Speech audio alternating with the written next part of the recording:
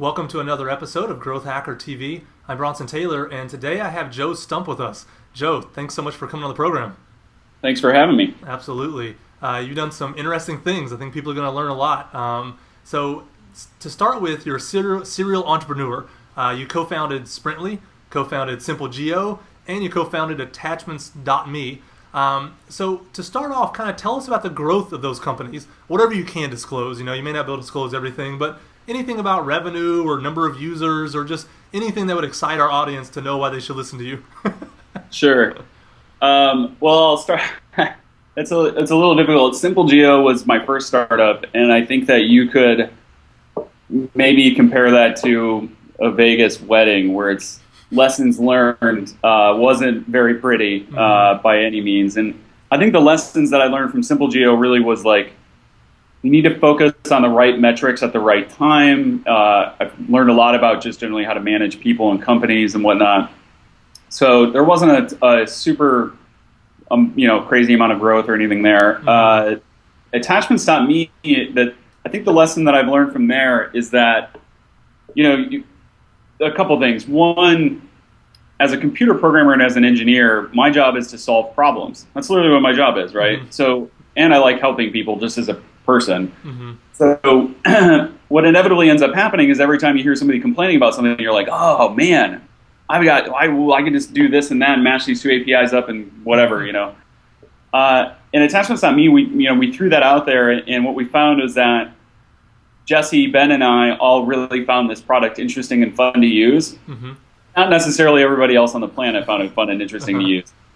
And those guys, to their credit, I'm not involved day to day there, but the lesson that I've really taken away from those guys is that because what's happened is they've been slogging through this for about 2 years now, a little bit over 2 years, and they're now starting to see massive growth. Wow. And really exponential type growth, the type where it's like, for the last 12 months, we had, hundreds of thousands, and now we're signing many tens of thousands up a week kind of thing. Wow, yeah.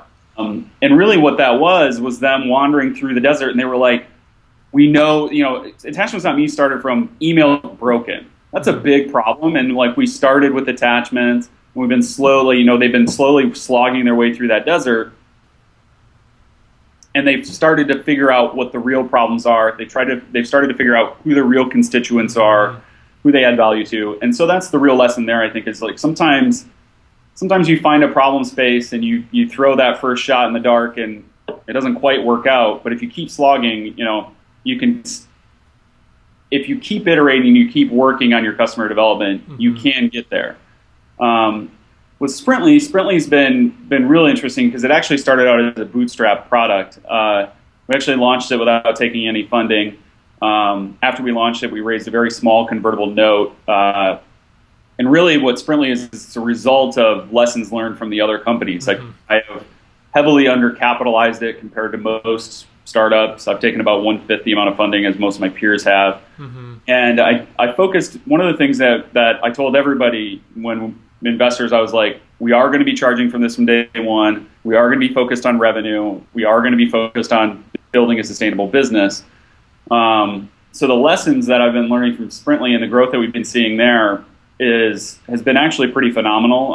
MRR, which is monthly recurring revenue for those that aren't familiar with the acronym, our monthly recurring revenue in the first year between January and this last January was up about 320%. And awesome. Since then, since January, we're already up another probably 40% in MRR growth. So our growth is accelerating, and it's really great. I mean, we're seeing our average team size has doubled. So when we first launched Sprintly, actually it's tripled. When we first launched Sprintly, average team size was about 3 to 5. And we're now seeing that somewhere between 15 and 20. And you charge per seat, so that's a big deal. We charge per seat, so that definitely helps. The pricing thing, the lesson that I've learned there is that one of the problems is sometimes your pricing can actually work against your vision. And so we're seeing some of that at Sprintly. Like my vision is that everybody in the company can participate and collaborate around this creation process. And the problem when you charge per seat is people in product and people in development are like, well, do I really need to give that person in marketing a seat? And it's like, so we're still trying to figure that out. Pricing's really hard. It's, I think, the hardest thing in business, really. Mm-hmm. No, absolutely. That's great. I'm going to ask you more about Sprintly in a second in terms of like how you've actually achieved that 300% growth and stuff. But first, when you think about a new startup now, do you think about the growth potential before you'll even get involved? Seeing that SimpleGeo had a hard time, seeing that Attachments.me, it took a while and then it kind of took off. Is that kind of like baseline now? Can it grow before you'll even begin down that path? So it depends on what hat I'm wearing. So, I do I dabble in a lot of different things. And so when I have my venture partner at Upstart Labs on, yes, I absolutely do look at market potential. If you came to me with a startup idea that was, very focused on, I'm going to build this app, but it's only for people who liked Iron Man 2. It's like, that's kind of a small market. I don't, really as an investor, you're always looking for, does this business have the opportunity to be at a 9-figure run rate within 5 years? Mm-hmm. So that's how I look at things when I'm making introductions to investors, when I'm agreeing to be, when we think about investing and things like that. Mm-hmm. As an advisor and someone that just likes helping out startups, I will often give guidance around that, where it's like, I'll tell you flat out, if you come to me and you're like, hey, I'm thinking about pitching some investors, I have this idea. If I'm interested in the idea, I'll tell them, like, this is an interesting idea, and I am personally interested, but, it's a niche market, or you're going to have problems with investors because investors, they want to see a big market opportunity, so that they can believe that you can very easily get to that, that 9-figure run rate within 5 years. Yeah, it makes sense. For me personally, though, I don't care. If it's something that's interesting, I'm an engineer and I like hacking. So, I built Sprintly, and I knew that Sprintly didn't have, like, supposedly a huge market. But, I thought it was interesting and I wanted to build it. So, for me personally, no. I think when I go to investors, though, then, I need to manage expectations and be upfront. Like, do I think Sprintly can be a 9-figure business? I think it could under the right context. I don't know when or how, but, you try and talk them around a bit. Yeah, no, that's good. And it's good to see there's different reasons to do things. Everything's not about exit strategy. Sometimes it's about passion or what you want to be doing with your life. And sometimes they fit together and sometimes they don't. Sometimes you get to do something you love and it has, 9 figures, and sometimes you don't, and that's okay. Let me talk to you about Sprintly a little bit because, you mentioned some of the growth that you've had there. But the people watching this are going to be saying, okay, well, how? that's the $1 million question, How did you kind of achieve that growth? So what are some of the best tactics that you've accumulated through Sprintly for really acquiring users that end up paying you? Because that's a hard thing to do. It's one thing to get a consumer-facing free product out there. It's a totally different animal to get a SaaS application, credit card on file to grow. So what are some of the tactics you've accumulated there? So I should start by saying I'm going to start by saying 3 things. 1, we haven't done any advertising. 2, we haven't done any marketing or PR. And 3, I have a slightly unfair competitive advantage in that I'm kind of known on the Twitters and whatnot as being like a dev manager type guy. Mm-hmm. And then I built a tool for dev manager type people. So I've been very fortunate in word of mouth and having, a little bit of cred in the space that I built the product in. So that being said, though, the things that there's really everything's word of mouth marketing right now. Everybody is passing it on. So the number one thing that you can do is focus on solving a problem and doing it in a way that really resonates with people. So one of the things we really focused on is churn. That's really the number one thing. It doesn't matter how many people you pile into that top of that funnel. If your funnel looks like this, they're just all falling straight through. You're not capturing any of them. So someone once very uneloquently put it to me like you need to pucker up the bottom end kind of thing. That's a great analogy. It is, I mean, it's kind of disgusting to think about, but the reality is like if you can drive that churn down, you're going to make your current customers more happy, and you're going to capture more of those people that are coming through that funnel. So, Yeah. so we focused a lot on that. We had crazy churn a year ago, like Yeah. 60% one month, like brutal churn, and so I dove in and we spent a lot of time on that. The other thing I've spent a lot of time on that I've been realizing is another critical kind of component is that is I've spent a lot of time talking to our successful customers. What made them successful? And figuring out what made them successful and then backing that into documentation, support, lifecycle emails, onboarding, first user experience, UI, all of that stuff has been another thing that we've spent a lot of time on. Yeah. So I don't think, there's nothing that I've done in marketing or advertising that's led to this growth. In fact, we're probably not even signing up a dramatically more amount of people than we were. We certainly aren't signing up 300% more people per month than we were. Good. That's good to know. Okay. But we're catching more of them. Yeah. Let's talk about churn a little bit, because you actually teach a class for the Next Web on growth hacking, and one of the things in that class is helping people, interpret and use the data that they have at their disposal, and really at the heart of it, diagnose churn problems. What are some of the things that you tell people in that class to help their own churn woes? There's really two things. One, I'll repeat 3 times. Exit surveys, exit surveys, exit surveys. All right. You need to be paying attention to the customers who are leaving. And number 2 is there's a great book I'm hoping everybody in the audience has heard of already. It's called The 4 Steps to the Epiphany. It's about customer development. It's a great book. Really opened my eyes about kind of debugging. Product problems at the end of the day are people problems. You have to debug people. I got you. Customer development is a great book on basically how to debug people problems. Yeah. So those are the 2 things that I've really focused on as far as churn goes. And the reason I say exit surveys, and the reason I say that 3 times is because a lot of people, when they build SaaS, I think one of the first problems that people make on the product side is they spend more time worrying about keeping the few customers that they have gotten across that finish line than the hundreds that are leaving every day. It's like if you had a store and like 2 people came in and actually bought something, and one of them was like, well, if you don't start doing this, then I'm not going to ever come in here and buy anything ever again. And in that same day, you had 100 people come in, look around, and then leave without even talking to you.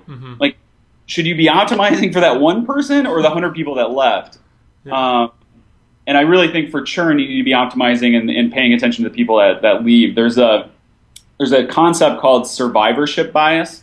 There's a great story out of World War II that I think really makes this clear, where at the beginning of World War II, the Brits were sending bombers over Europe all the time, and they were getting shot down at an alarming rate. It was like 1 out of 3 didn't make it back.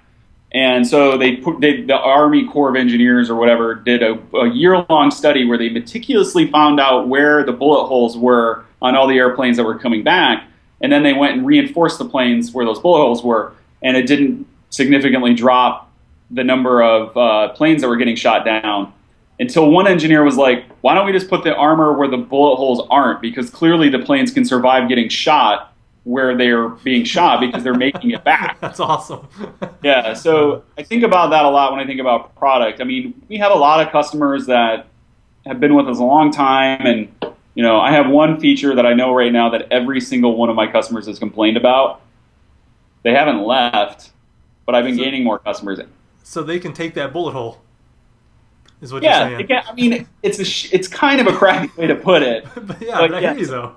There are certain things that in Sprintly that we're just never going to do, and I've had a couple of our customers be like, "Dude, I really want you to do this," and I'll be like, "Well, we're not, and this is why. And here's a workaround if you really want it." And they're like, "Well, okay." The rest of it's all awesome, so I'll let this thing slide. Yeah, that's a great story there. What have you learned about exit surveys? Because I've done exit surveys before, and they're really difficult. I do not know what I'm doing with them at all. I feel like I put out a survey, I got a bunch of data, and then I still don't know what I'm supposed to do with it, to be honest. It's sitting in an inbox somewhere. So I mean, have you learned anything that like make that more efficient or actually actionable or anything like that?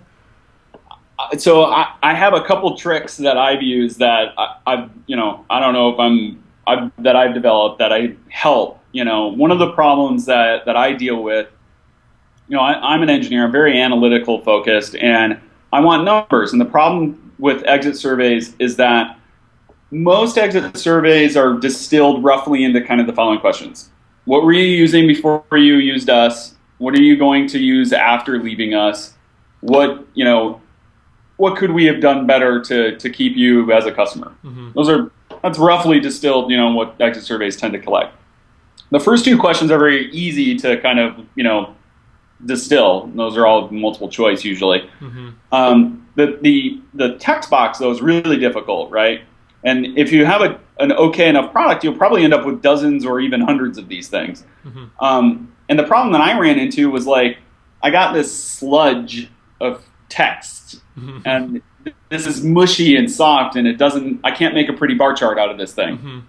And what it was really a problem is, in the beginning of Sprintly, I did all of the support, I was reading all of the exit surveys, and then I was really buffering my co-founder who was doing the predominant, all of the front-end coding, and then I did support on back-end kind of coding too.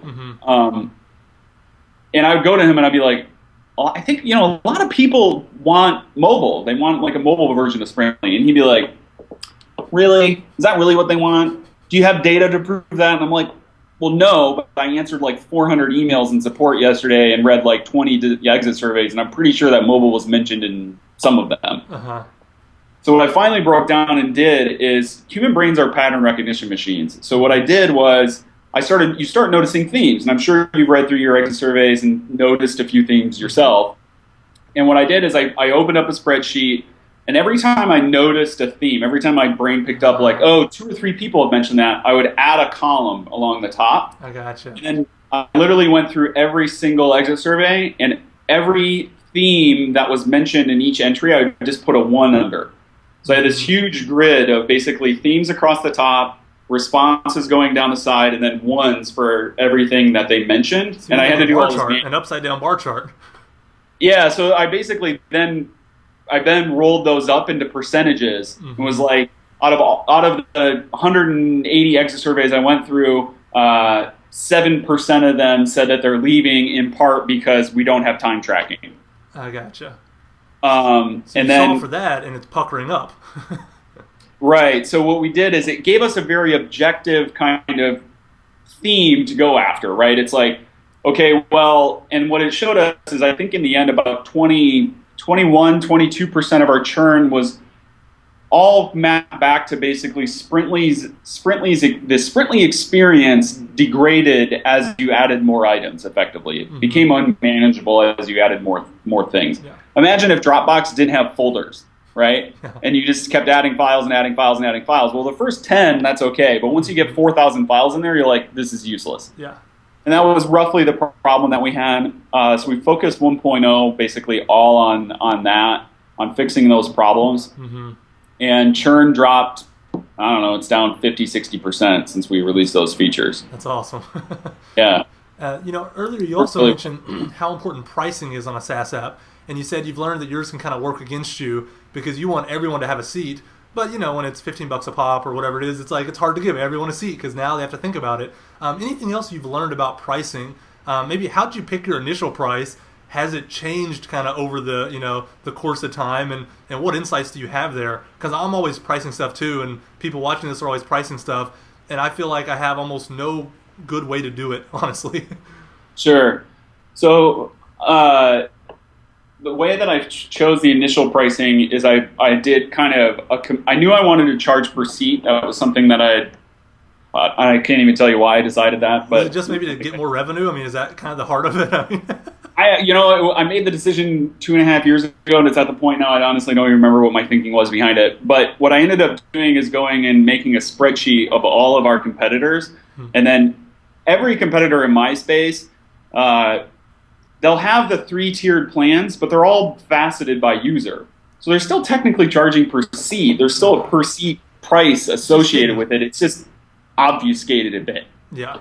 So I got a lay of the land of kind of roughly what the per seat pricing was, and then I picked something that was slightly higher. We started out at $9. I think the average across most of these things in our space was like 750, $758. So I chose 9. I don't really know why. The high end was like they basically ranged from $2 a seat to $35 a seat. So it was all over the place. Yeah. Yeah, it's all over the place. And then we ended up, when we launched 1.0, we ended up raising our prices to $14 a seat. I haven't seen any real problems with conversion since then. Yeah. Did you grandfather people in that were already on the 9? Or did you raise them up too? We left, they were grandfathered in, yeah. So we left them. Once you sign up, you get the price until similar with your cell phone kind of thing. Yeah. So as far as pricing goes, that I think it's really hard. What I know is that people tend to start low and then they'll ratchet their prices up until conversion takes a precipitous drop. And I think that's an okay approach. The number one rule, though, I think with SaaS is that you have to establish value from day one. So if there are people out there that are thinking about, well, I'll release this as free and then see if I can make money later. No. Like, even if you release it for $2 a month, just release it and assign some value to it. Yeah. And then figure things out from there.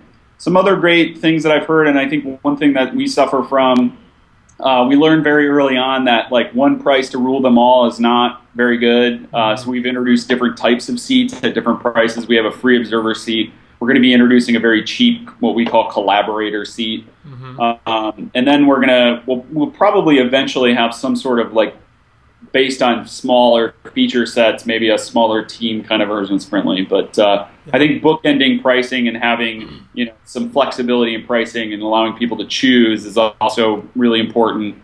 And then I think the best advice I found on kind of finding your perfect price point is Paul Graham said, you found the perfect price when people complain about it but still pay for it. That's awesome. The one bit of advice I've heard before, which is more about sales, but whatever the highest number you can say with a straight face, that's what you should ask for to start negotiation.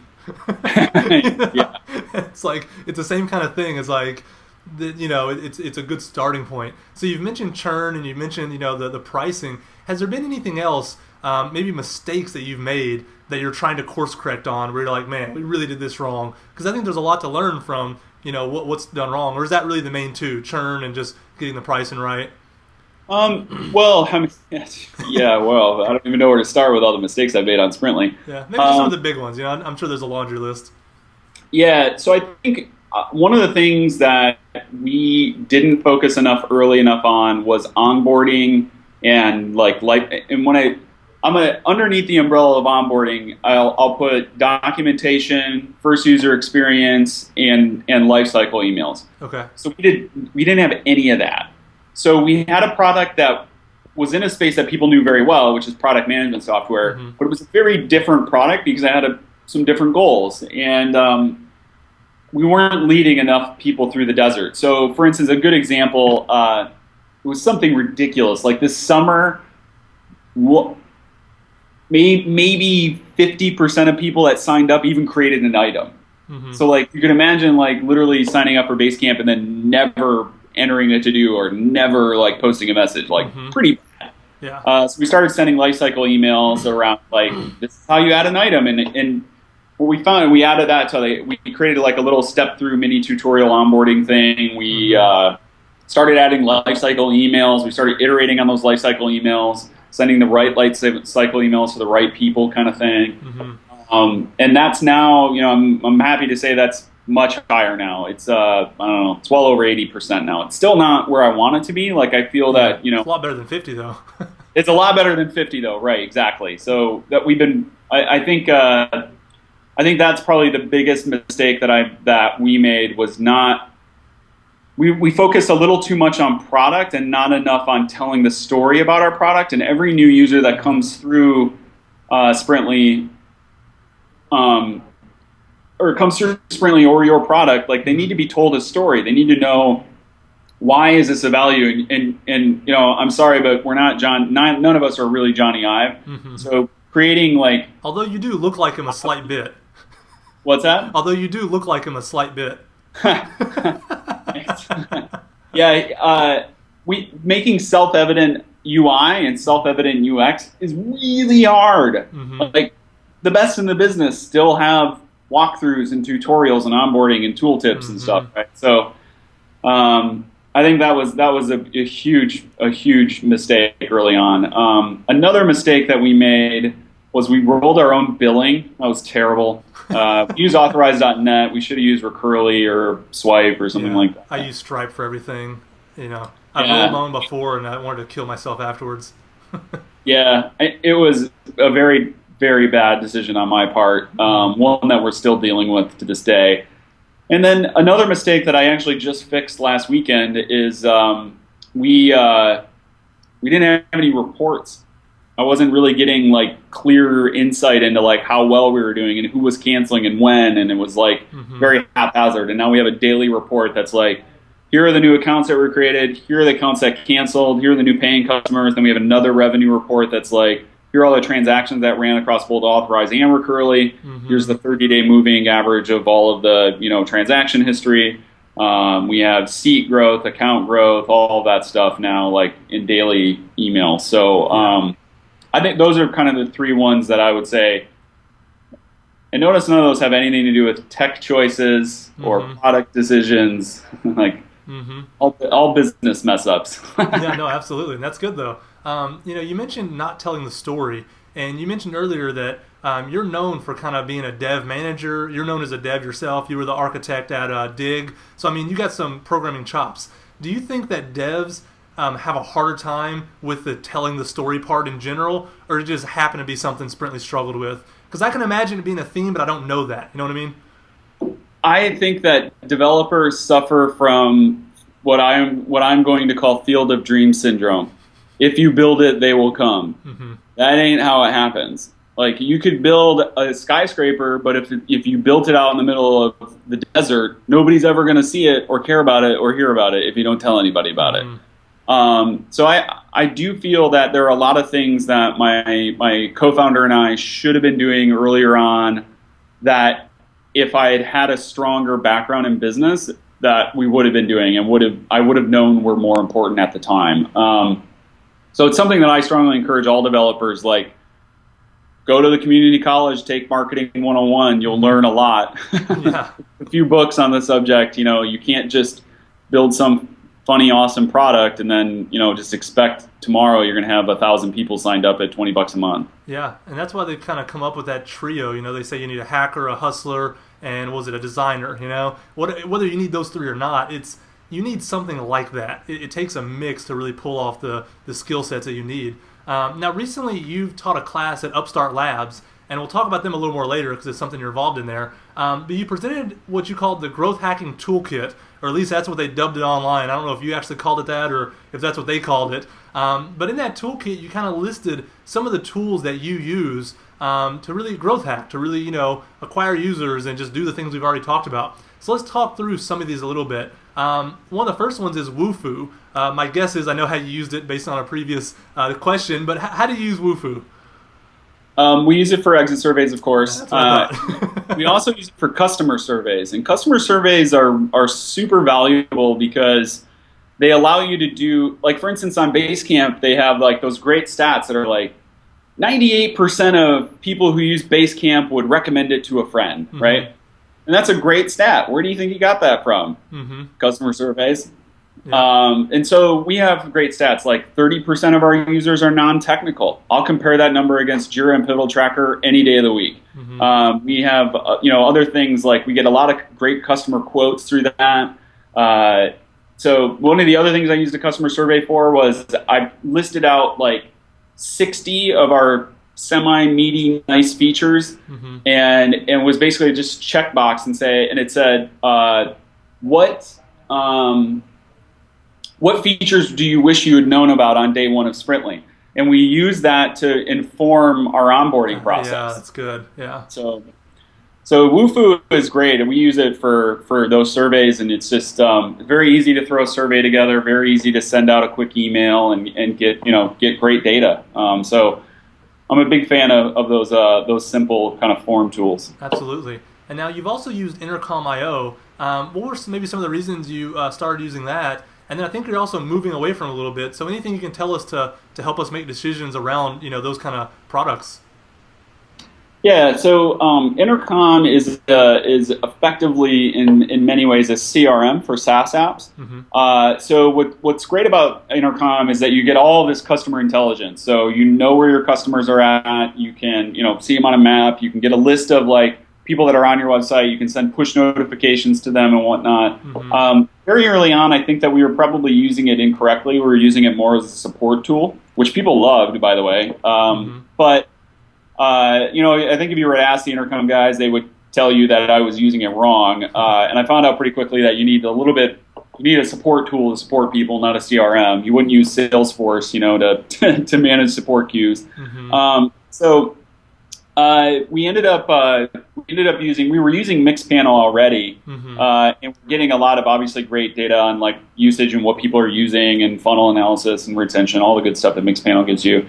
And the problem was I couldn't get a cohesive picture between the two. It's like, okay, I'm sending this lifecycle email through Intercom, but I don't know if it's helping over here. And then Mixpanel released their lifecycle email product. So we ended up switching over to that because it did give us the ability to kind of send the email and then see how it affected those KPIs in the actual analytics.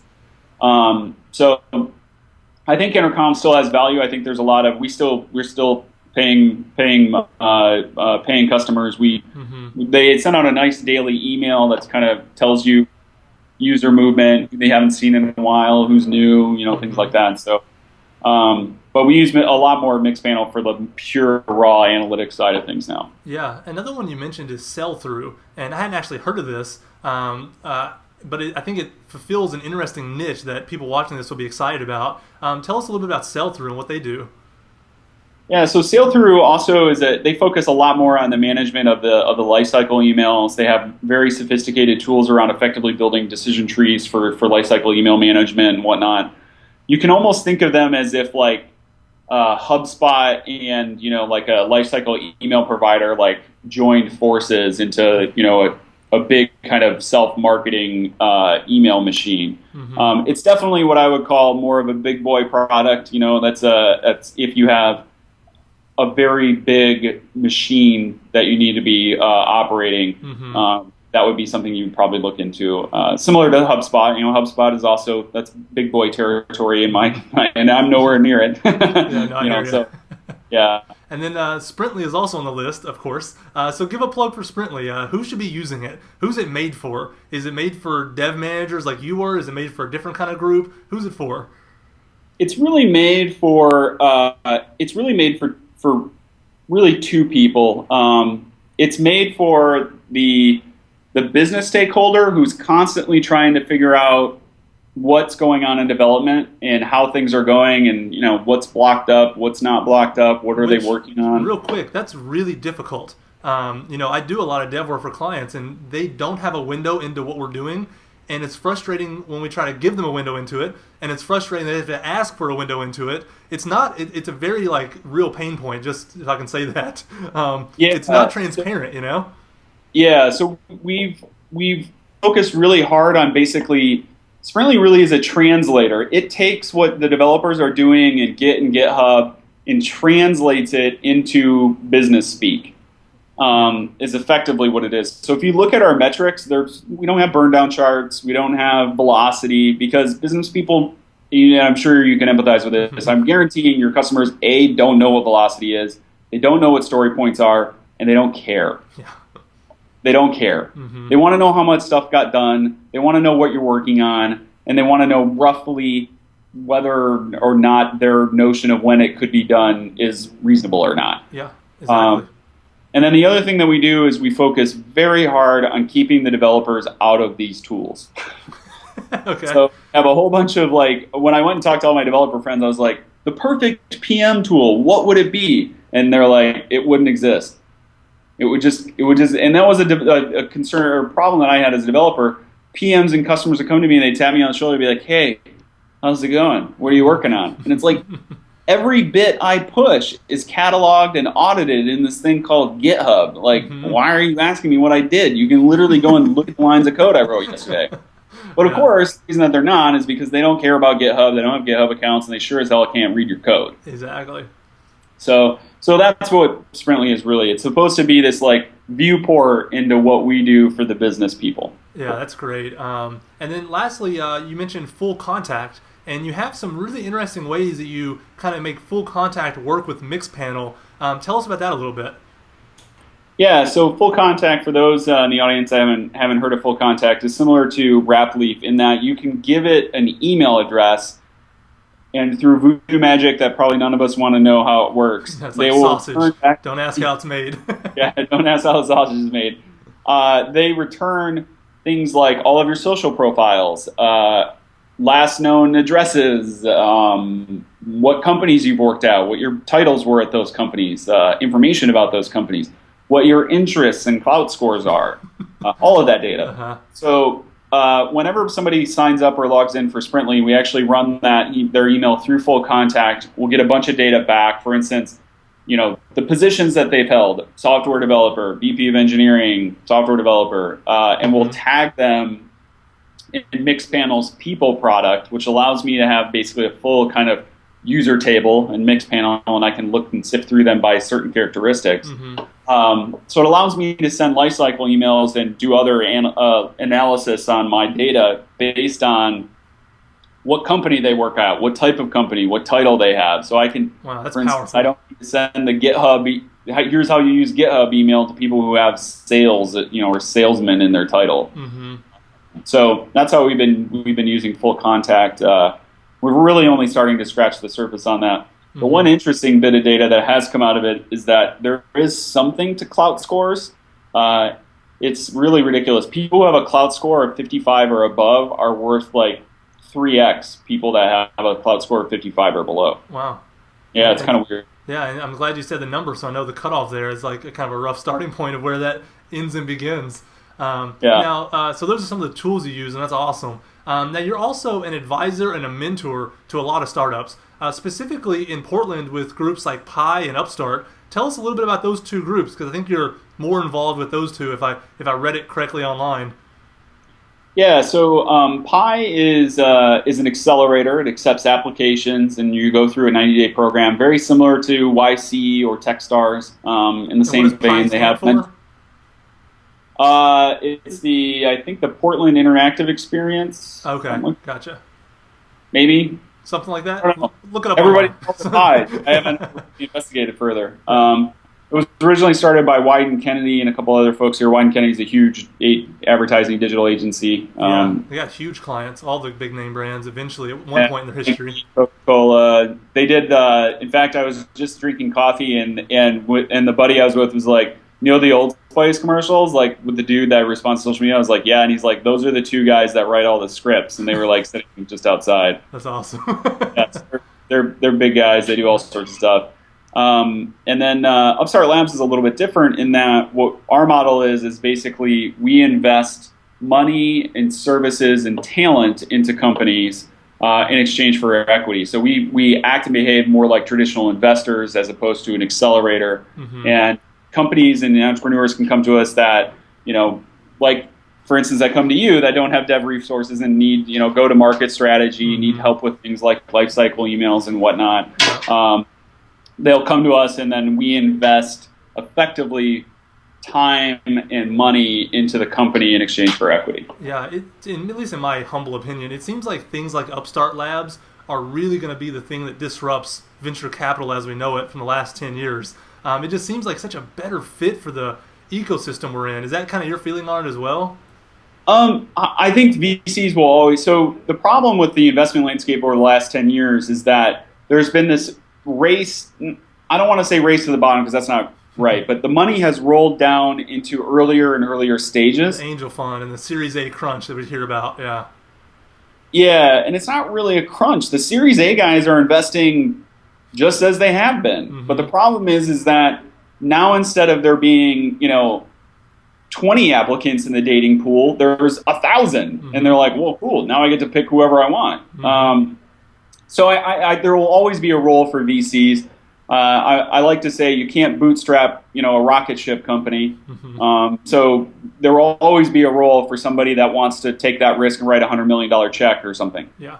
But I do think at the smaller stage, things like Upstart Labs, the accelerators, crowdfunding, Kickstarter, all of these things are very interesting, and I think will be massively disrupting kind of the early stage, low end, whatever of the market.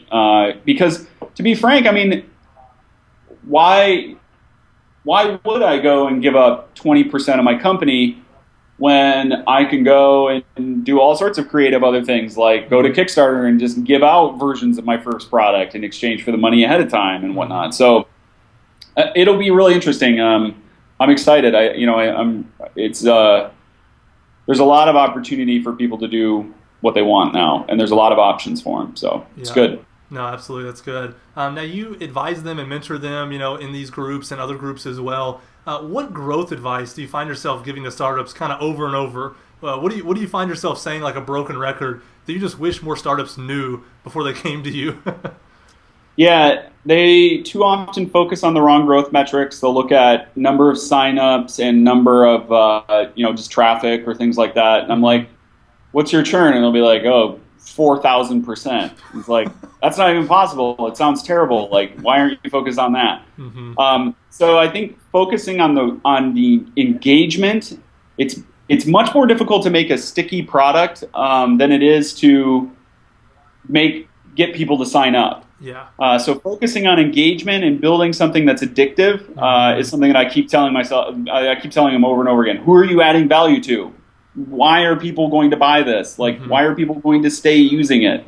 So that's number one. And then let's see, other advice that I give. Most of the other advice is around funding that I give them. But around growth, it's much more.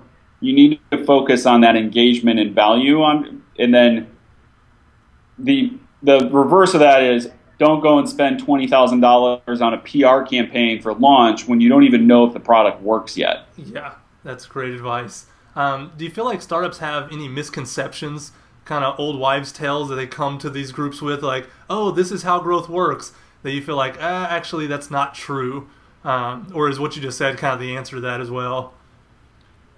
I think what I said to that is a lot of that. I think the other misconception we've talked about is the if you build it, they will come misconception. Yeah. A lot of people think that a hit on TechCrunch is going to make their startup. That definitely ain't going to happen. Yeah.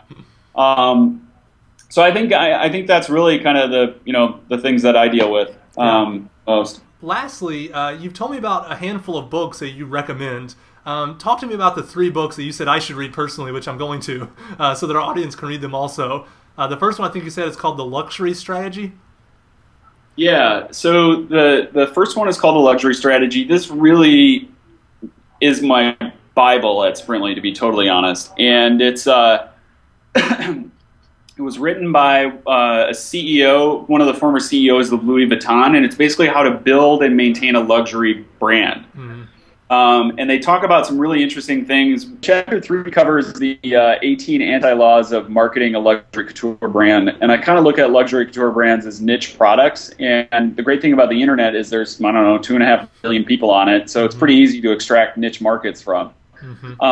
So that's a great book. The other one that I've been reading that I read that was really good was Predictable Revenue. It was a book that was written by the guy that basically built and planned out the inside sales process early on at Salesforce. So if you're looking for a very metrics-driven approach to sales funnels and how to manage them and things like that, that's a great book.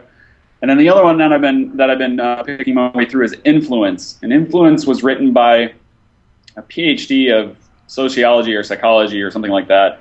And it's basically about how to use our biological hardwiring against us to influence humans to do things that you want them to do through things like marketing and sales and other things like that. Yeah, well, it sounds like 3 great books that we should all check out.